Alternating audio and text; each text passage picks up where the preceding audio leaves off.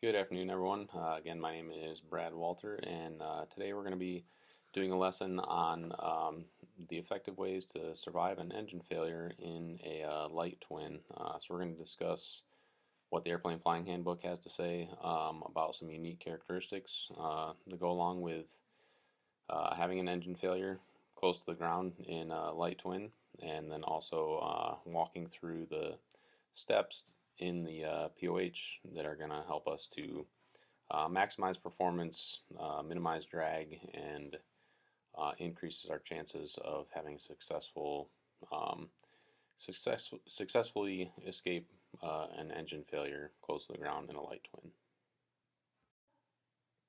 I wanted to start by highlighting some of the accident factors that go into what people fall victim to when they do have that engine failure close to the ground in a light twin aircraft.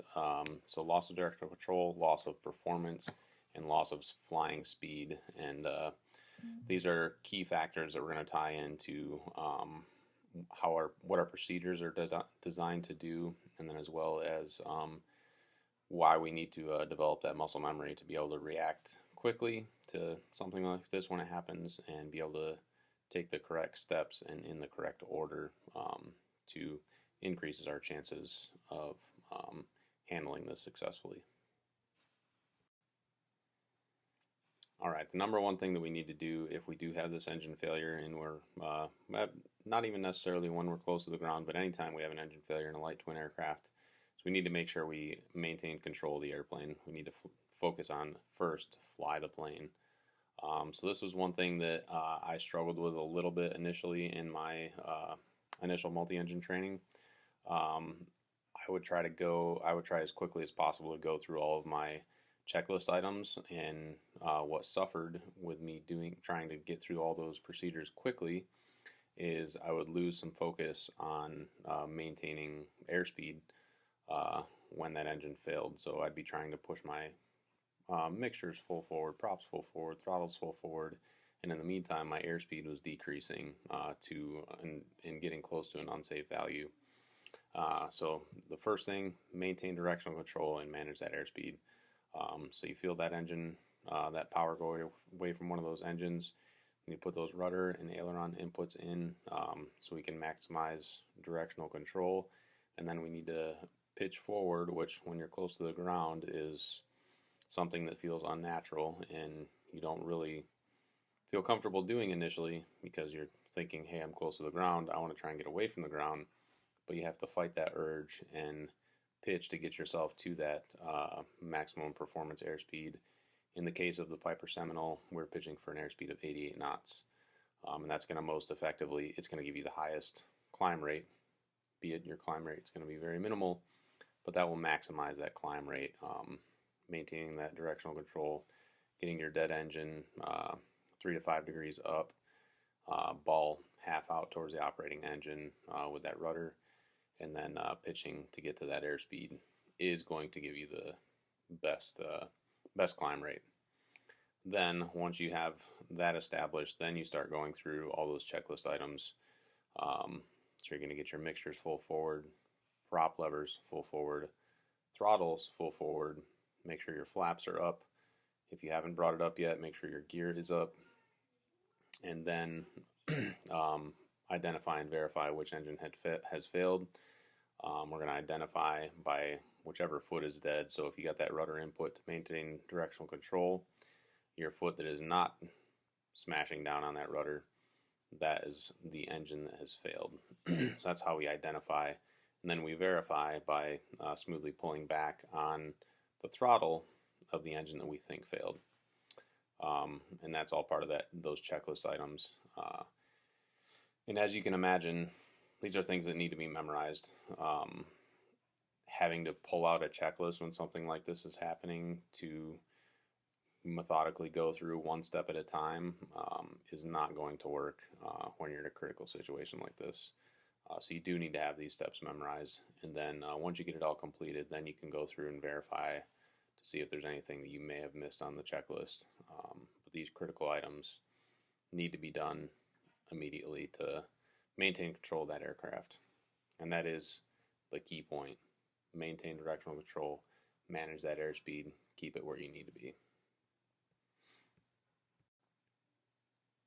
In the previous slide, I talked about some memory items. So these are those items for the Piper Seminole that you're going to have to memorize so that you can react appropriately if you do have an engine failure, especially when it's close to the ground. So you're going to maintain directional control with the rudder and ailerons. Your airspeed, you're going to pitch for 88 knots. Your mixtures are both going to go full forward. Your prop levers are both going to go full forward. Your throttles are going to both go full forward. And then you're going to ensure your flaps are up and your gear is up. Then you're going to identify and verify which engine you think has died, and then you'll go through those. If you're at a low altitude and you don't have time, you're just going to go through securing that engine instead of if you're at a high altitude and you have some time to use, then you would go through troubleshooting. But in our scenario, we're talking about that engine failure at a low altitude, so we'll go directly into securing that engine. And the way we do that is we'll feather it, cut off fuel with the mixture cutoff, turn off our fuel selector, and then we can secure our magnetos and alternator and electric fuel pump. At that point, we have the plane in the safest possible configuration that we can for the situation that we're in. Once we get it to that point, we can call up ATC, declare an emergency, and try and get back to hopefully the field that we took off from as quickly as possible and get that plane safely back on the ground with one engine operating. But key points here being make sure we get these memory items down solid.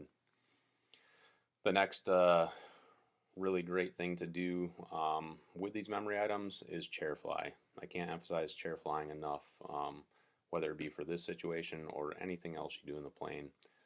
Just sit with your feet on the ground here in a chair and just talk through these items on the checklist. Make the hand motions like you're reaching for and touching for each of these items that you would do in the plane. If you have a cardboard cutout or pictures of the inside of the flight deck, those are great resources too. But just chair fly that when you're not actually in the airplane, in the air, trying to fly the plane, and then think through these procedures at the same time. Get them memorized, chair fly them on the ground, and then put those pieces together in the plane once you're flying. It will make that procedure a whole lot easier and a whole lot more effective if you can walk through it methodically, first on the ground and then apply it in flight. So in conclusion, we have a very critical situation that we're talking about here. Losing an engine when you only have two and having to stick to very strict guidelines to keep ourselves safe. Memorizing and developing that muscle memory is going to be some key factors in making sure we can quickly and effectively handle an engine failure in the event that we do have one on a light twin aircraft close to the ground. So make sure you get your memorization down, chair fly to start developing that muscle memory, and then apply it by doing it multiple times in the airplane. All right, and these are the references that I used to put this presentation together. Hope you all enjoyed. Thanks.